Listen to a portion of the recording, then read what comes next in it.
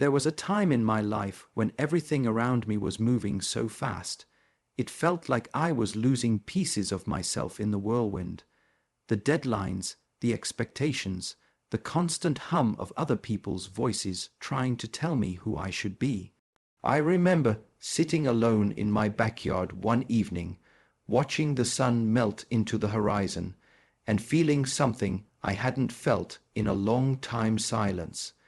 Not the absence of sound, but a kind of deep, sacred stillness that came from within. And in that moment I realized strength doesn't always shout. Sometimes it whispers.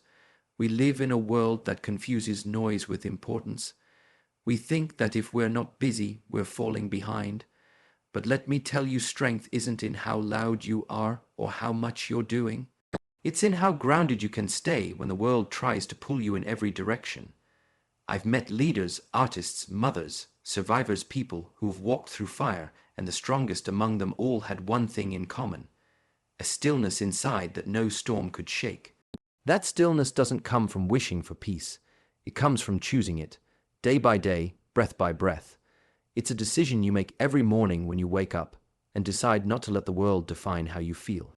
It's the choice to sit with yourself, even when the silence feels uncomfortable, especially then, because what you hear in that silence is the truth of who you are, not the title, not the role, not the past, but the you that no one else gets to define.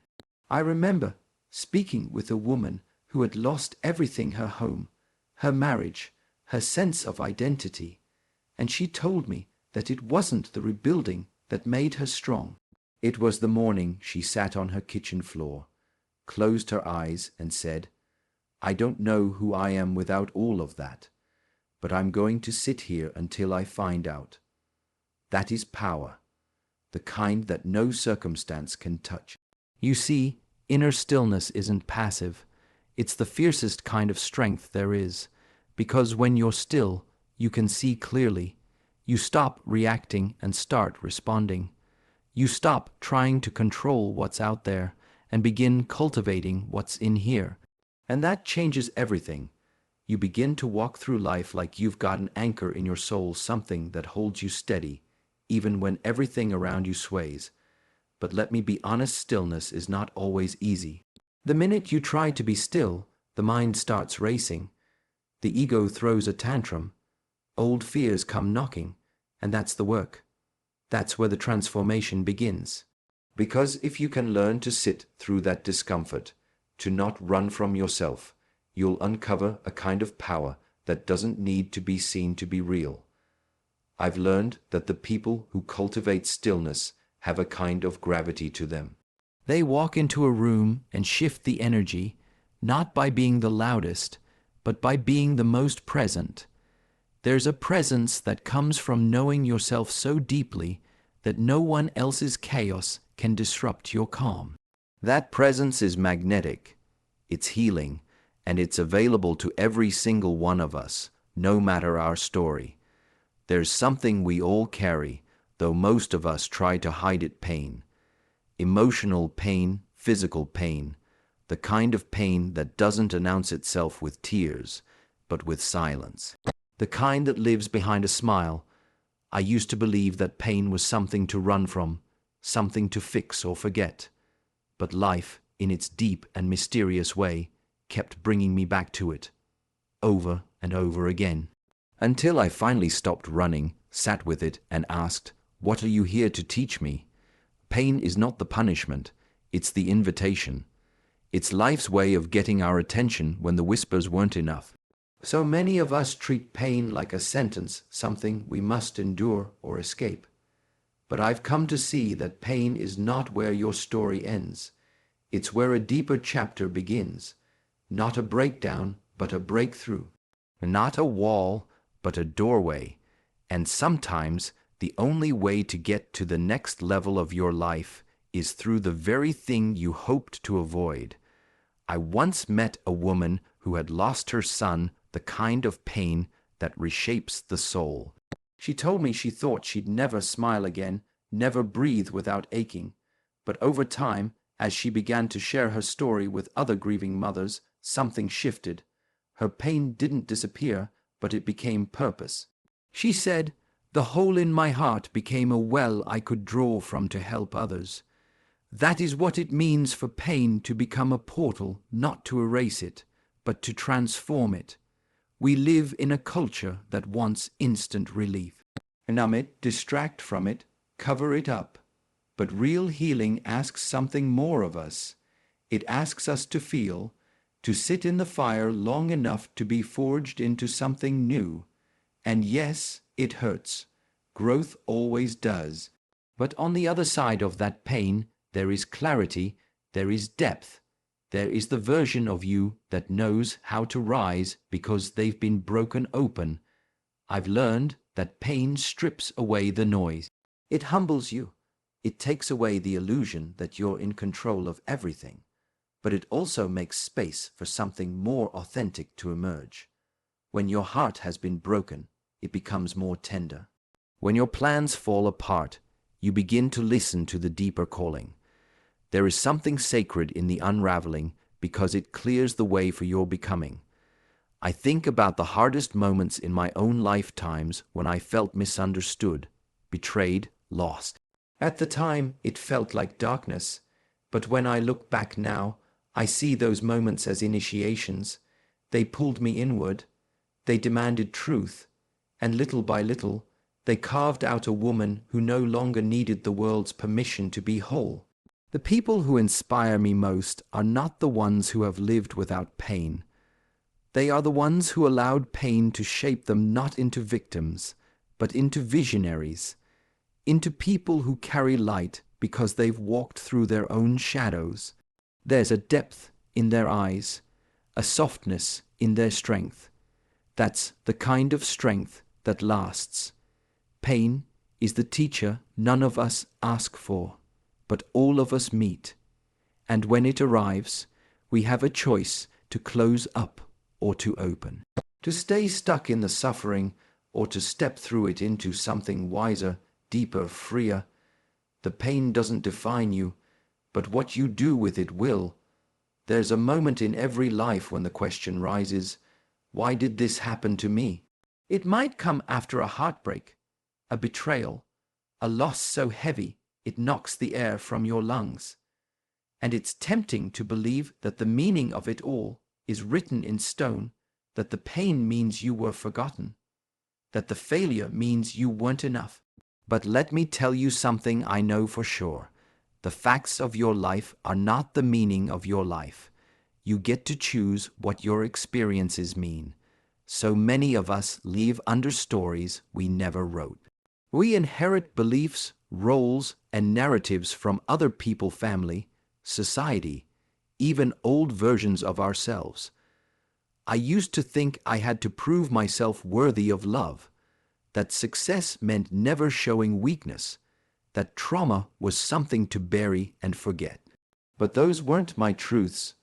Those were chapters handed to me by someone else's hand, and the moment I picked up the pen and started writing my own meaning, everything changed.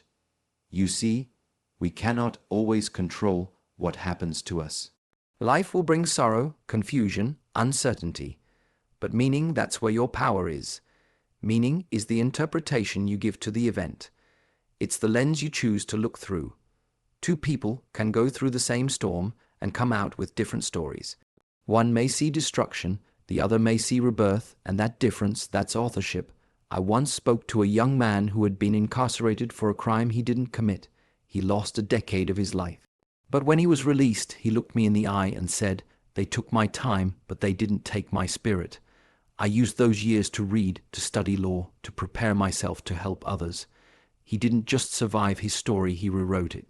He refused to let someone else decide what his suffering meant. We all have that ability to pause and ask ourselves, what meaning am I giving this? Is this a story of defeat or of resilience? Is this a dead end or a redirection? When you take ownership of your narrative, you stop waiting for the world to give you purpose. You start living with intention. You stop being a character and start being the author. That doesn't mean rewriting the past. It means reclaiming it. It means taking the pain and giving it purpose. It means looking at the moments that nearly broke you and finding the wisdom they left behind. It means saying, "This happened, and now I decide what it will mean for who I become." I've had to do this in my own life time and again, when people underestimated me, when doors closed, when I faced loss, loneliness, and deep uncertainty. I could have made it mean I wasn't enough, that I wasn't worthy. But I chose differently. I chose to believe those moments were shaping me, preparing me, calling me towards something I could not yet see. You don't have to wait for someone to validate your worth. You don't have to live by the script someone else wrote. You are the author of your meaning, and that, more than any circumstance, will determine the shape of your life. There's a quiet kind of power in doing something every day, even when you don't feel like it. In fact, especially when you don't feel like it. I've learned that resilience doesn't always arrive in dramatic, triumphant moments. More often, it's built slowly in the early morning light, in the quiet before the world wakes up, in the simple, repeated actions that tell your spirit, "I'm still here. I'm still choosing me." When I look back on the times in my life when I felt the most overwhelmed, whether it was launching a new venture or facing personal loss, the thing that held me together wasn't just inspiration. It was structure. It was ritual. It was the comfort of knowing that no matter how chaotic things got, I had a rhythm to return to. Something small, something steady, something mine. You see, routines are not just about discipline. They're about dignity.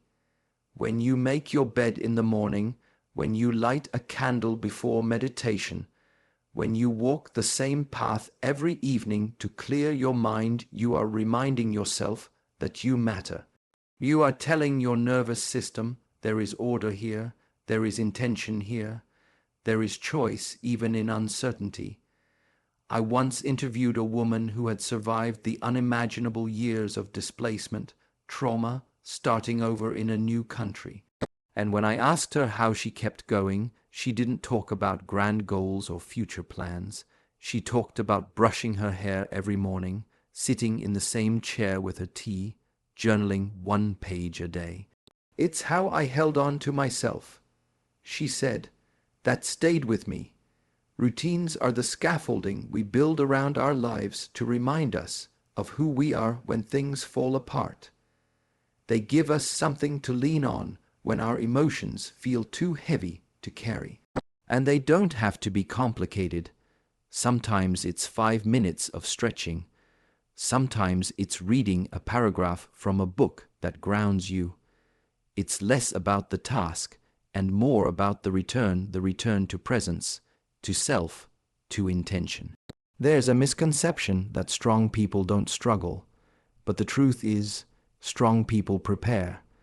They understand that resilience isn't just a reaction, it's a habit. They build systems that support them, even when motivation fades. Because motivation comes and goes, routines when rooted in love, not shame, stay. I've always believed that how you start your day sets the tone for how you live your life.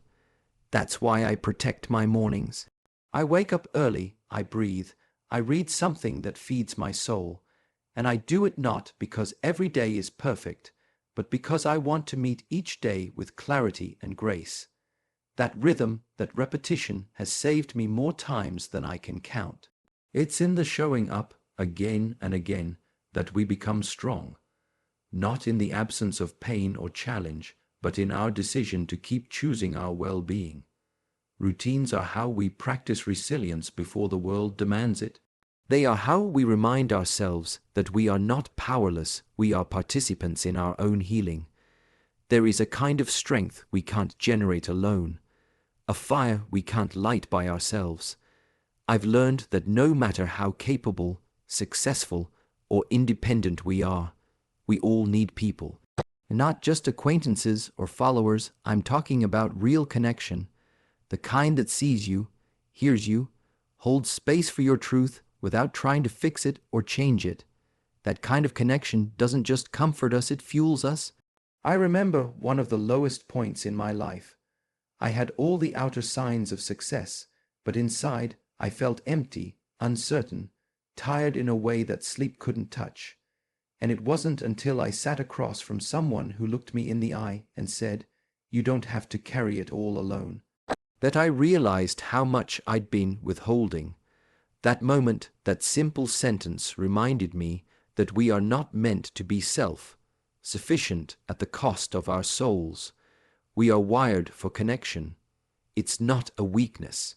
It's a survival instinct. And not just physical proximity, I mean emotional intimacy. Shared laughter, shared silence, shared pain. When we let someone into our truth, even the messy parts, something softens.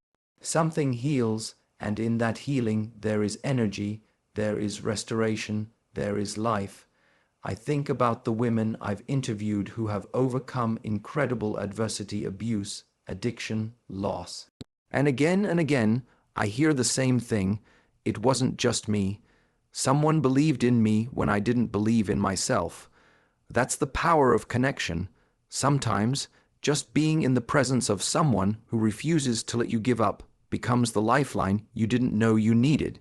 Connection also reminds us that we are not alone in our struggles. The shame we carry, the grief we hide, the questions we think only we are asking, they lose their grip when spoken out loud in the presence of compassion. Vulnerability becomes strength when it's met with empathy, and that kind of exchange creates fuel not just to survive, but to rise. I've watched people find themselves in conversation, in community, in friendship that says, "Come as you are." That doesn't demand perfection, only presence, and what a relief it is to put down the armor and still be loved, to say, "I'm tired," or "I'm afraid," and "Hear me too." That simple echo can reignite hope. It can renew a sense of belonging that no title or achievement can offer. Even in professional spaces, in leadership, in business, in creation, connection is the thing that elevates potential into purpose. When people feel seen and valued, they give more, they become more. We don't grow by competition alone. We grow in the soil of mutual respect, shared vision, human trust. That's where the real magic happens. So often we're taught to go it alone, to hustle, to grind, to be proud of not needing anybody. But the truth is, we're strongest when we're willing to be soft, when we reach out, when we ask for help, when we sit down beside someone else's pain and offer our presence. That's not weakness, that's fuel.